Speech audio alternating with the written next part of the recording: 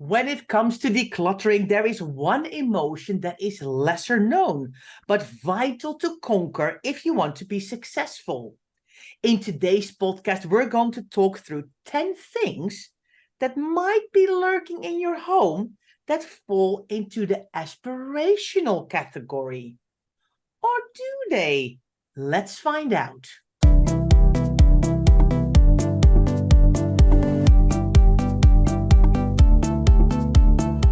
You're listening to the Declutter Hub podcast, bringing you tried and tested, no-nonsense tips and advice from the leading experts in decluttering and organising your home.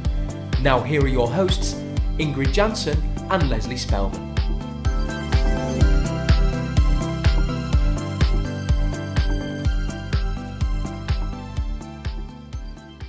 Hello and welcome, listeners. I'm Ingrid. And I'm Leslie. If you're new to the Declutter Hub podcast, you're so welcome. What you'll find is that we try and find a fun factor in the serious business of decluttering. And if you've been here for a while, you know exactly what we mean. So thank you so much for listening. If you'd like to get involved in conversations relating to this podcast, it all takes place in our Facebook group. So come and join our lovely, warm, supportive community. To find the Facebook group, go to declutterhub.com/group to find out more, or you can search for the Declutter Hub community on Facebook. Well, Leslie, it's a 10 Things podcast and we love it. We know our listeners love it. We can't wait. And I think everyone's like, what have they thought about now? But before we go into that, we need to tell everybody about this lovely review, right? Yes, from Sarah. Yes. It would be wrong of me to read it out. You see, you say we need to tell everybody, and then you come to me as if I'm going to say it, and I know that you get very upset if you don't read them out. Well, let me tell you what she says. Dear Ingrid and Leslie, I've been following you for a long time now and never miss an episode. Recently, my phone broke, and I realized how much I missed hearing you chat all things clutter. The knitting episode really resonated, as this is a real tricky area for me as a member of the knitting community, whom is also determined to effectively declutter and maintain the home. As always, Leslie challenged my thinking and made me refocus on managing my knitting supplies and consider how this is impacting upon my relationships and ability to move forward with decluttering. I loved how Ingrid recently talked through her kitchen wins, small tips, which really can make a huge difference to a space. You've had my vote for the best podcast. Thanks for the laughs and for being there alongside my long journey of decluttering our family home. This podcast is accessible and practical. Leslie and Ingrid really care about the impact of clutter on a diverse collective of our communities and are not afraid to dig deeper into the challenges some of us face, offering advice which is insightful and honest. I can't wait for the next episode. Woo! Thanks, Sarah. That is like a review and a half. That's like brilliant. I'm a bit nervous about the fact that she said, Leslie challenged my thinking and made me refocus on her knitting supplies and how this is impacting on her relationships. I was like, maybe she's just got a couple extra knitting needles and she's sinking into despair about the relationship with her partner. I'm like, maybe I went a bit too far with the knitting one. But anyway, no, it's fantastic. And that's what it's all about. It's all about challenging thinking and for us trying to think a little bit, well, it's not really outside the box, but bringing our experiences of real life and real people and real issues into the podcast. And we're so glad that has, impacted you. Love that. You know what, Leslie? We were looking at kind of what people write, right? And we have so many lovely reviews, and it's so important because the more reviews we get, the more people, the algorithms, the computers out there think, oh, a lot of people review this podcast. We need to push this forward because this is apparently good information. And that's really good for everybody, isn't it? Because more people get to hear us chat and laugh and learn. And we, of course, then get more feedback about what we do. And it gives us a buzz, doesn't it? It absolutely does. And Sarah did say she voted for us for Best Podcast. So we were up for the Listener's Choice Podcast of the Year Awards. And sadly, we did not win because the people who won literally had like 70 million downloads, basically. So we didn't really stand a chance, but I think we put in a good effort, or our listeners put in a great effort. So if you voted for us for the Listener's Choice Podcast of the Year Award for British Podcast of the Year Award, is that right? Yeah. Is that what it was? Yes. Yeah. Thank you. We really appreciate it. And everyone was so kind and rallied around to try and get us up there. Yeah. But we just didn't quite make it, did we? Maybe next year. I know. The more views we get and the more our algorithm pushes us, maybe we'll have 35 or 70 million downloads next year, Ingrid. Oh, that would be worrying, Leslie. I mean, it wouldn't be worrying. It'd be amazing. It wouldn't be worrying. It'd be fantastic. That's already now people are coming up to me. Oh, I recognize your voice. I'm like, it's possible. Anyway, we need to get cracking because we've got a 10 Things podcast and we love a 10 Things podcast. So it always takes lots longer than we think. And we have a list to get through because there's 10 things. So let's just kick it off with number 1, aspirational item in the kitchen. Leslie, drum roll. Do you not think we need to talk about what aspirational means before we go in with number 1? Ingrid is always very keen to just go in. I'm like, we need to explain what the podcast is about. And you can't just like jump in and people are like, whoa, what's going on? What's going on? We need to talk about what aspirational really means. And so basically, we're going to go, Ing was very disappointed now. Look at her little disappointed face if you're watching on YouTube, because I've stopped her in her flow. But basically, what we want to talk about is aspirational things. Now, it may be that some of the things on our list, you're like, I've got that and I use it every day. So it's not aspirational, which is absolutely fine. But this is the idea that you would buy something that's going to kind of make you do something, or something that you aspire to do, and sometimes you don't quite use it as much as you want to or thought you would do. So, and then it becomes aspirational, and then it just sits there, and then it doesn't get used, and then it becomes clutter, but we're still holding on to it because we feel a little bit guilty about not having done that. So we're going to go through a list of things, some of which you may or may not have in your house, which we would consider to be examples of aspirational items. And you can prove us wrong. I'd be interested to know how many of these you've got in your house, Ingrid Johnson, because we always go through, we always approve a list, and then Ingrid goes, well, I've got that in my house. That's basically the way. So she writes the list down, but then she doesn't come clean that she's got them in her house. And then it negates my list. But go on, now's your time, Ingrid, to go into number 1. Yeah, and I have number 1.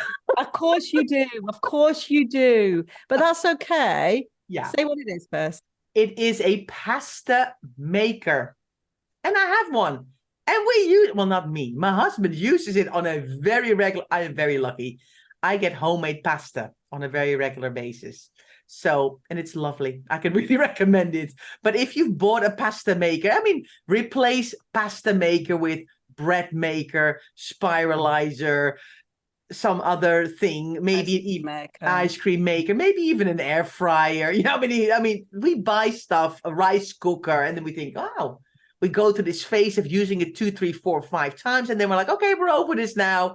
And it kind of disappears in the corner of a kitchen cupboard somewhere, never to see the light of day again.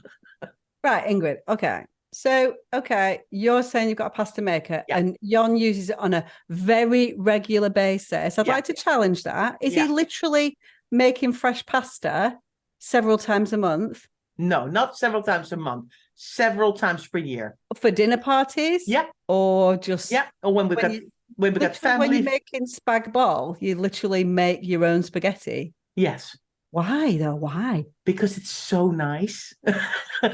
It's like life's too short for that, right? I know, but, you know, several times per year, the thing comes out. It's like an attachment to our KitchenAid. And, well, I've been to Ingrid's house, and the only thing I've ever had at Ingrid's house is a takeaway, just for the avoidance of doubt. Never had any fancy pasta, just had literally a takeaway. You're just rolling out the pasta maker for your special guests? Oh my gosh, I'm going to be in so much trouble. And Jan's going to come home later. I'm like, we have to make pasta next time Leslie comes. Exactly. Anyway, so the idea is there are many things in your kitchen, and we need to evaluate what those things are to decide whether they deserve space in your house. If you're Ingrid and you're literally making spaghetti bolognese pasta every 3 days, like she suggests you are, then that's perfectly fine. But if you're not, and it's taking up valuable space and you're just looking at it and feel a little bit guilty every time, perhaps it's time to go. Doesn't need to be a pasta maker, could be any of the things that we mentioned. Definitely. I'm just all hot and bothered now, Leslie. Yeah, you're scared. I'm scared for you. What's coming? I'm going to quickly move on to number 2. Lash curlers. I do not have this one, Leslie. And I do have these. And I use them. But I'm going to say I've had them probably for 20 years. Okay. And I've only just started using them. That's because I used to have kind of nice lashes, right?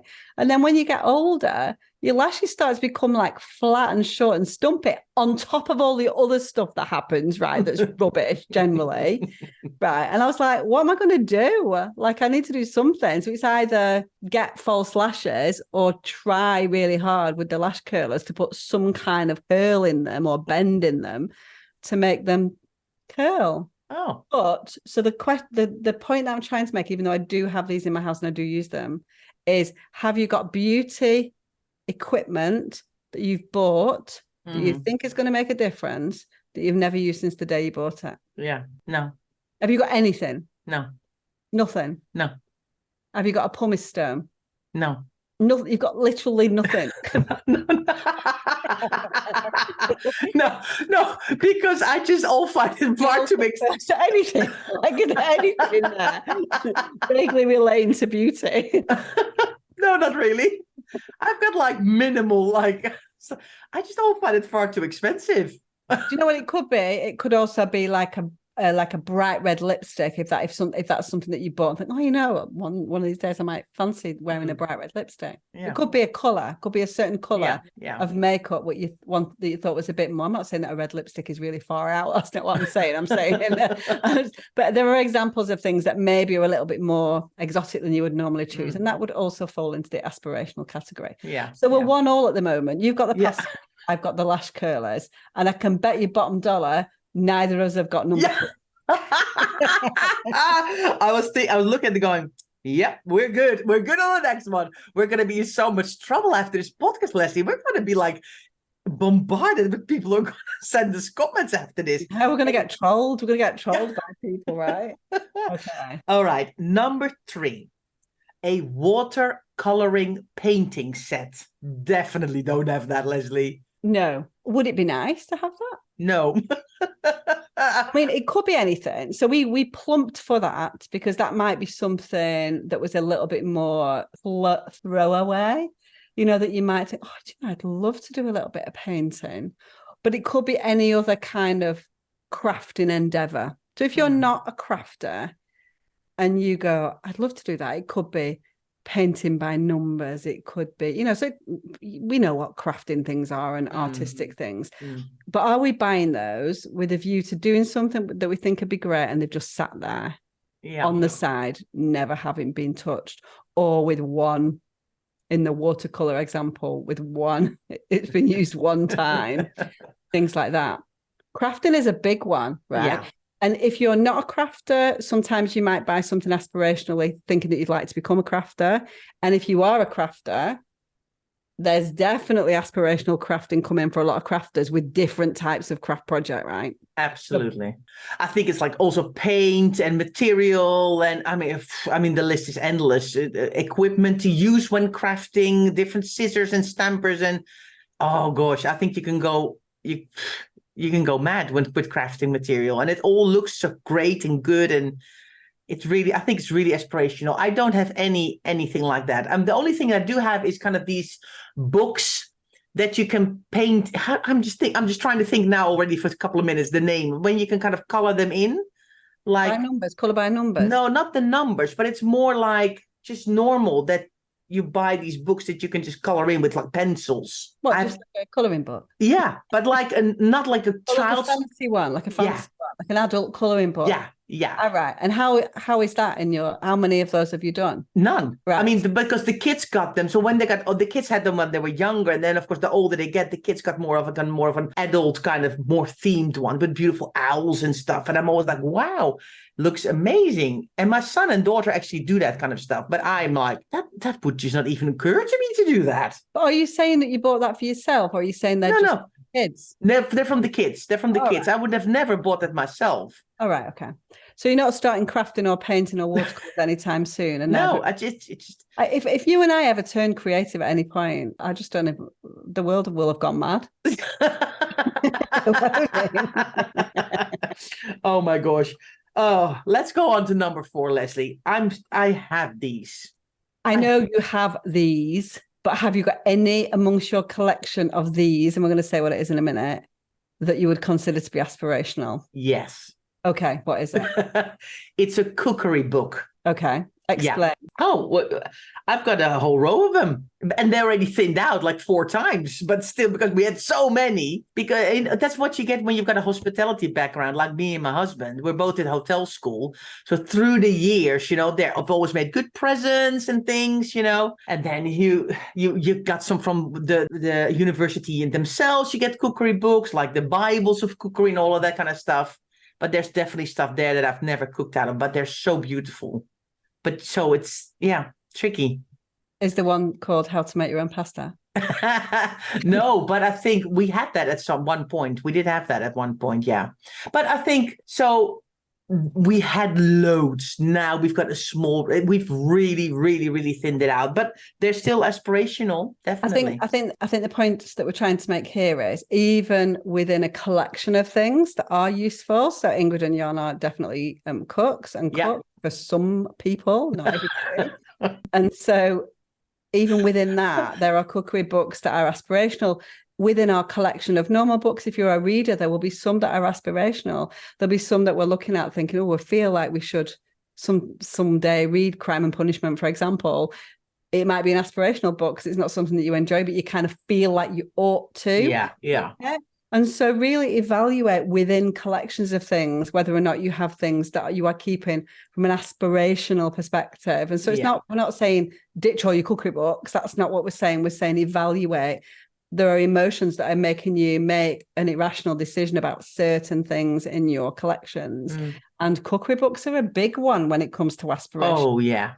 And you can keep on going. And every time we do cookery books, you can understand what's aspirational. It's very simple with a cookery book. If it's never been opened and it's not kind of splattered with food, typically, then it's typically quite an aspirational one. Some that are a little bit awkward, a little bit tricky, and you don't cook in that way anymore, or things like that. So really think that through about whether you've got any sitting in your cookery book collection. Have you got any cookery books left? I'm trying to do the tally here. I do have cookery books, but I don't have any that I don't cook out of. Right. Promise. I've really pared it down. I mean, I remember what I did a show round of my cookery books, didn't I, for the membership. One of our members was like completely horrified with the way that I decluttered them. She was like, it was so brutal. Because I kind of got in my head and I'm like, I need to not be aspirational anymore. And so I culled them right down. And that makes me happy because I've probably got 7 or 8 cookery books that I cook from all the time. Yeah, love it. Because I can get things online, right? Yeah, for sure. For sure. Right, let's move on to number 5. I have this. Of course you do. But it's not aspirational. Yes. And I have this, and it is aspirational, which is, and it's no surprise that you've got one of these or several because you are Dutch, and that is a bicycle. Okay. Yes. So in many people's houses up and down the land and around the world, people have got bikes sitting in their sheds, their garages that they've never ridden on for quite some time. And they do take quite a lot of space. You're either a bike user or not a bike user. Yeah. Do we think that at some point we're going to get back on the bike? That's the question. So I've not used my bike in, I'm going to say, 5 years. Don't know whether I'd want to. Don't know whether I'd like it. It's old and clunky, and do you know what I mean? But I still keep it. Yeah. I think I keep it because my husband's probably got like 8 bikes, and I feel like I'm going to take one of the spaces with my bag. Fight him almost, you know what I mean? So I didn't even know that Steve rode a bike. of course he wants to work every day. Of course he rides a bike. I hadn't realized that. Yeah, of course. Yeah, now you tell me. I remember. Yeah, I've never seen him on a bike. But he's not just got one bike. He's got like, of course he has like several bikes for different things. Oh, no. That's for the road. Oh, no. That's a hybrid. Oh, no. That's a whatever mountain bike. And that, like, why do you need all those bikes, right? But anyway. I know. I mean, we have 6 bikes in this house and we're with 4 people. Yeah. I mean, my sister, I think she's got like, at one point, I think she had about 10 bikes with the 5 of them. The biking is a whole thing in the Netherlands. But of course, indeed, you have people who like do it as a sport. You've got people who mountain bike. Then you've got city bikes. Then you've got indeed a lot of electric bikes now. So you can do longer distances. I mean, there's a whole thing. So yeah, we actually went on holiday with our 4 bikes. So besides a trailer with lots of tents and things, we also brought our 4 bikes and we cycled around. Love it. So I understand that bikes are not aspirational for you, but would you concur that bikes are aspirational item for many people in house? Oh, absolutely. Absolutely. Find them everywhere, or they buy the bikes for the kids, hoping that the kids want to ride them, and the kids then rather have a scooter, and because they grow so fast in the beginning, the kids, you go through bikes like there's no tomorrow. So very tricky then to get rid of them again and get the next size up. And yeah, definitely. Bikes, definitely aspirational. So actually, we each now have one aspirational item. In my case, some cookery books. In your case, a bike. Not bad. 1-1. So Break, we're going 1-1, and honestly, we have no idea what the tally will be at the end of it, but we will see. So let's go to a break and then come back in a minute and carry on the competition. Hello, everyone. Welcome back. We're in a tie. It's 1-1, me and Leslie. So let's move on to aspirational item number 6. I definitely do not have this. Right. Okay. So I'm going to go for scrapbooking album, photo album. Now you say photo album. I have that. Oh, well, I mean, you need to think outside the box a little bit. I'm like, it's scrapbooking. That would be like crafting. When it would be like, no. Yeah, like photo albums. And I'm not talking about a photo album with things in it. I'm talking about you've got all of the photos and you've got the album sitting there waiting for photos to be put in it. Yeah. I don't have that. You don't have that? No. And I don't have that because I have done all of my photo and scrapbooking projects that I want to do thus far. Yeah. I'm not saying I'm not going to come back to that later, but I'll buy an album at the time that I want to do the project. Yeah. And so I think that quite often, I think the problem with this kind of stuff is sometimes we may have bought those albums or been given those albums many, many years ago and held on to them with a view that we're going to do something with them. And let's think about other things like baby books, all those kind of stuff that we buy, thinking that we're going to put like baby memorabilia in, right, as well. So that would fall into the same category. Yeah. And then we've held on to it still for 20 years and we go, do you know what, when I retire, I'm going to do that because that's the only time that you'd have the chance. And so, yeah, that's the kind of thing that I'm thinking about. And I have a sneaky suspicion that there's a lot of those hanging around and they are aspirational. But should we let go of that aspiration or should we keep hold of it? What do you think? So if you're 45 and you've held on to that baby book or scrapbooking book or whatever it is since you were 32, should you keep hold of it or should you let it go? Oh my gosh, that's a really tricky question, Leslie, actually. I think there comes a time when you have to ask the question, do I actually see myself doing this?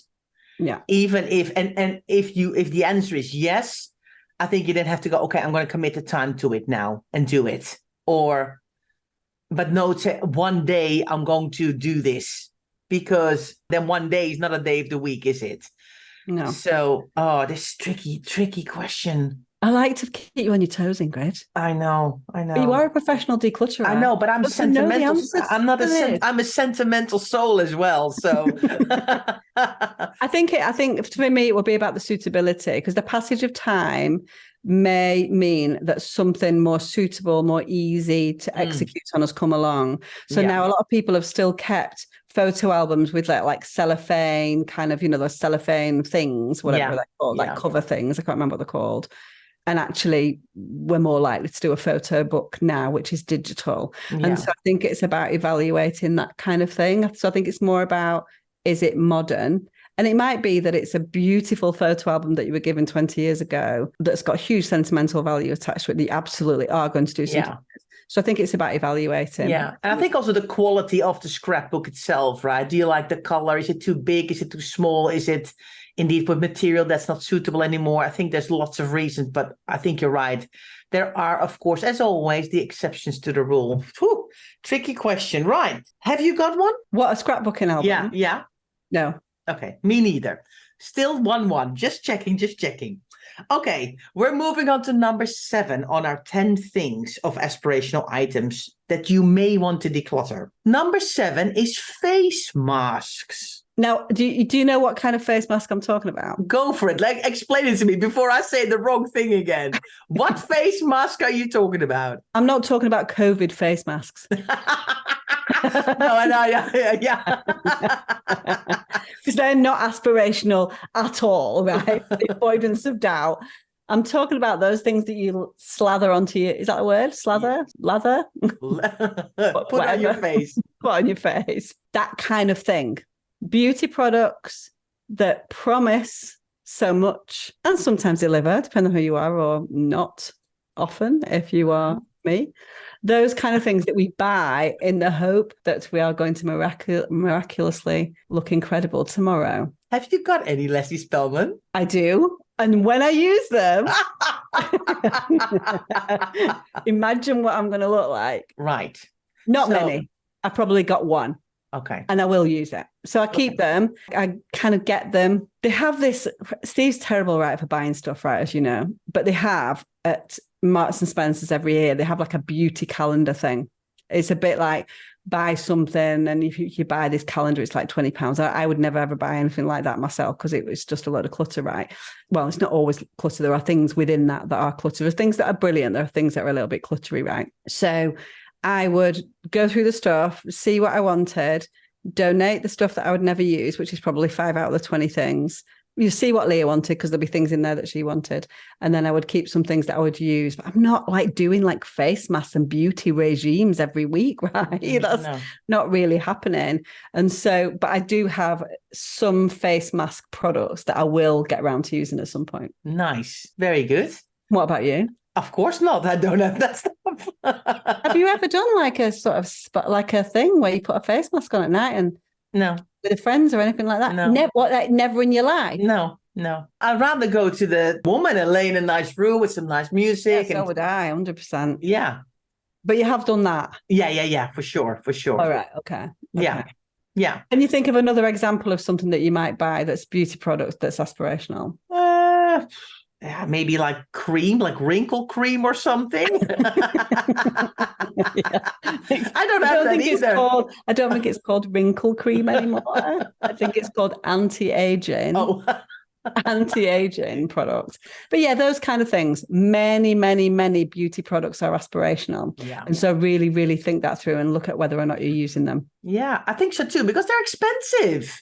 Yeah. You know, I think when I go into clients' house and they've got like lotions and potions and bottles and things and serum and these things in these glass little that you have to kind of squeeze a drop and massage it in. And I'm like, there's like a fortune of money in here. Please use it and just don't buy it as quickly because it all goes off at some point. So I'm always like, oh, so I don't have but those people are looking better than me and you though.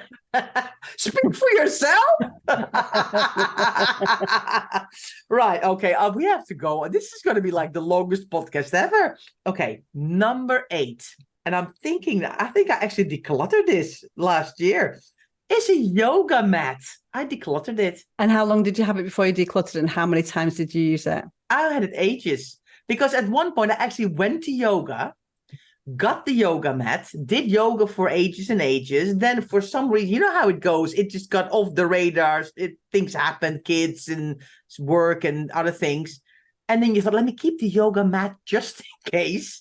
And it was like in my cupboard for like, I think like 7 years or something. And then I thought, it at least seems like a yoga mat is like crumbling apart, like a little. There's a sign. There's a sign that you're not destined to do yoga again. Yeah. But actually, I quite enjoyed it. But it came into my life, it went out of my life, and I'm not worried. But I had it, but no longer. But Just imagine what you'd look like if you put the face mask on and did the yoga and stopped eating the pasta.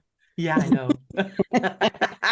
It would be, and started doing painting. Like, this could be our life. We'd be so much more fulfilled. We'd look amazing, be all zen and stuff. You know what I mean? Not worrying about these things. Maybe that's zen. I don't know if that's ever gonna happen.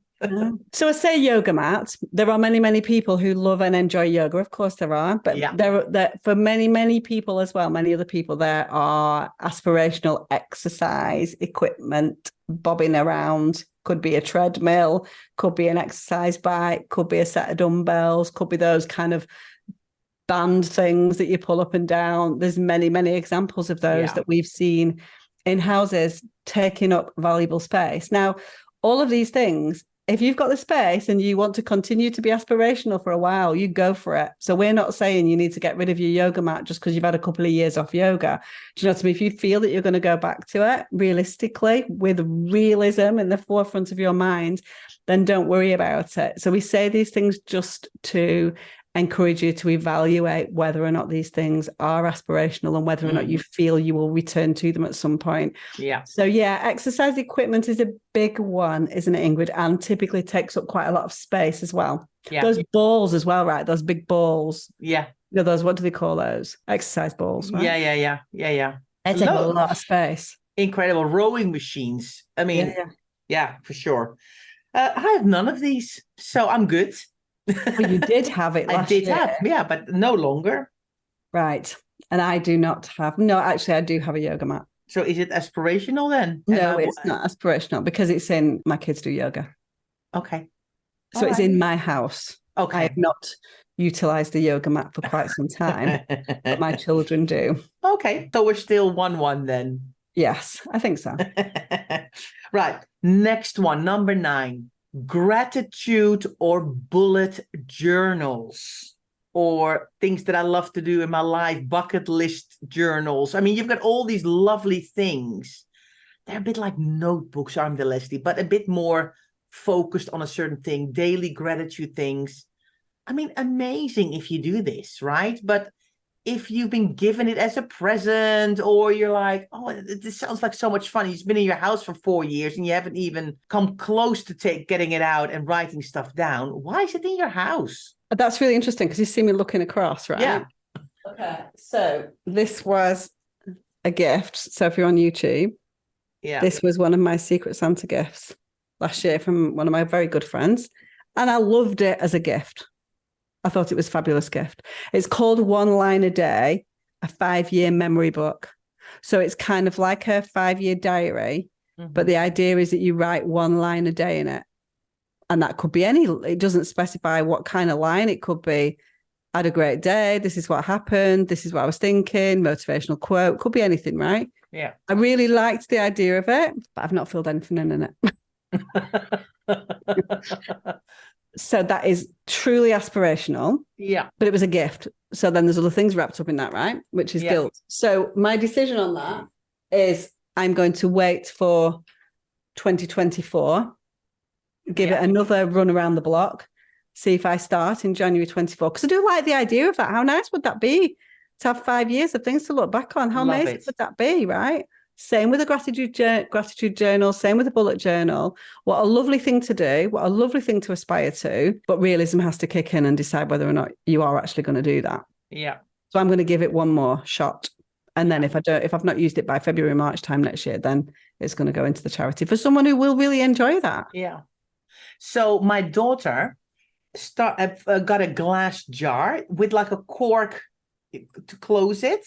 I think they got it from IKEA or something.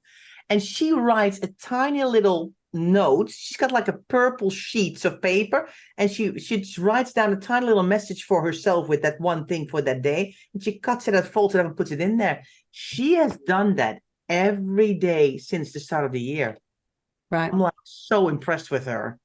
I'm like, wow, what a fantastic thing to look back upon. She writes a positive thing down that was lovely that day. Yeah, you see, that's the thing. See, that's what I could do with my one-liner there. Yeah. What a nice thing to do. Oh my gosh, I love it. Yeah. So you're going to go. For me, it would be totally aspirational. I would not do that. I know, that's the thing. So again, it's all about you and your own individual. Yeah. Take all of these things are all completely individual. You might be someone that's listening to this podcast who've got all 10 of these and are using them and enjoying every single one of them. Yeah. Just I mean, or you might be somebody who goes, I've literally got all of those and I've never used them for the last 10 years. Yeah. Just I mean, and so, it's about evaluating what your version of these aspirational items is. Yeah, for sure, for sure. Now, Leslie, I'm almost afraid to say number 10. We just threw it in there for fun, right? Yeah. But it's not for fun because it's for many, many people, it's completely aspirational. We've seen and we've decluttered many and many of these things across the years. Yeah. That is a decluttering self-help book. Yes. I mean, loads over the years. Every house nearly that I've been to. And when we tackled the books, we found one or several books about decluttering. We have. And so why are they aspirational? I don't know. I think it just, people think that by reading a book, their house will get decluttered. And there's so much more involved than that, right? I think so. It has to, there's a lot of things that go, it's a great starting point, right? It's a great starting point. And there's some fantastic decluttering books out there that are going to give you some of the tools. And this is not a big push for the declutter, by the way, but this is our experience of what we see. You need more than just to read about it. You've got to actually commit to it. And you've got to have other things, accountability, tools, structure, all of the things combined need to come together. And it's interesting because we've read so many decluttering books over the year, and some of them are very practical and some of them will give you more than just the motivation. They will give you the structure as well.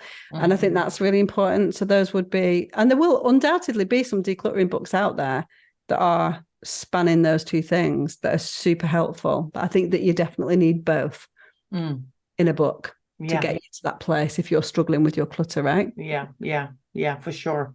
I think it's important. I mean, people have said to us many times, when are you going to write a book? And we're like, oh, well, at some point, we're just not ready yet, right? Yeah, but if we ever did write a book, I know exactly what book it would be. And I would like to think that it wouldn't be one that would be left on the shelf aspirationally. I'd like to think it would be one that gives many of the tools required to execute on that job. Yeah. So a decluttering book number 10. So Ingrid. I know. Have you got any decluttering books? Well, of course I've got decluttering books. But I think I've read almost all of them. I mean, I think there's one or two that I haven't read yet, but I think I've read almost all of them. Yeah. But the thing is, and I've got decluttering books as well here, hold the front page. We've both got them, but that's different, right? Because that's research and, just supporting fellow declutterers and enjoying the way that different people look at things and stuff like that. And so I think it's an interesting one. So but it's up to you. It depends on what you're doing with that book and whether it's serving its purpose. So if you read it or didn't read it and it's still sitting on your shelf 5 years later, then perhaps it's an aspirational thing, and perhaps something like a podcast gives you more of what you need to get the job done. Yeah, absolutely. Well, Leslie, I must admit, I'm like, this podcast was quite the podcast. So how long have we been here, actually? Not that long. I don't think it's that long. People are probably just like enjoying it. Time flies when you enjoy yourself, Ingrid. I know. I love it. So I'm looking at the list, and I think so. We were 1-1 at the break. Neither of us have scrapbooking albums. You have one face mask, but you use it. I don't have any. You have a yoga mat, but your kids use it. You have a gratitude journal that is aspirational. Haha. So it's 2-1. So it's 1-2 to me, and we both have declared. So actually, I won. You did. You won. I worked out. I kind of worked that out like 5 minutes ago. I'm like, it's just going to go through it. Go through the process. I was like, how did that come to be that I set up a competition and lost? That's like so not like me. But I didn't really think that through, did I? Oh my But God. anyway, so aspirational stuff. Lots of stuff hanging around in our houses. We've not even spoken about clothes. We've not even spoken about kitchen utensils and all of those kind of things. There's so many things that are aspirational in our home. Yeah. The beauty is finding it and working out whether it is aspirational for you, because all of these things can be super useful. The things that we've spoken about, if you're using them, enjoying them, and they are adding to your life, then they are not aspirational. They are useful items and absolutely not clutter. But the goal is to find out whether you do have any of those aspirational things dotted around. So we would love to know, wouldn't we, Ingrid? How many? Yeah. So it was 2-1, 2 out of 10 for me, 1 out of 10 for Ingrid. Yeah. So pop into the comments how many of these things, evaluate whether they're aspirational, and let us know. I can't wait, to be honest with you. I'm like, we're either gonna get like bombarded with people like, what? I've got all of these and I'm absolutely fine and none of them are aspirational.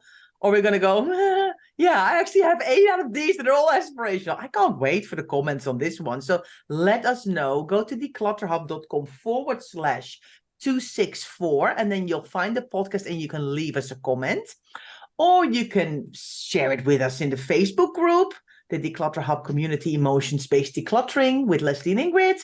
Or you can just email us if you don't want to do any of these other things.